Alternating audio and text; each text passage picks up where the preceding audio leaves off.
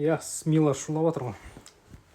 Бір пост салып едім, осы аккаунтта ма, басқа аккаунтта ма, Украинаға 70 мың әскер жібереді деп. Аналитиканың жалпы болжамым дұрыс келе жатқан сияқты, кейде өзім қорқамын сол нәрседен.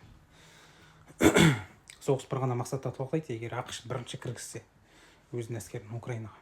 Сол кезде Европа жібермейді.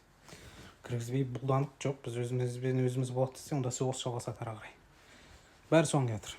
Оған қосаны өткенде ағылшындардың сөйлеуі, бүгін Макронның сөйлеуі. Оның үстіне қоса Франция ядролық қару беремін деп отыр, сондықтан Ресей жеңе алмайды. Ол бір.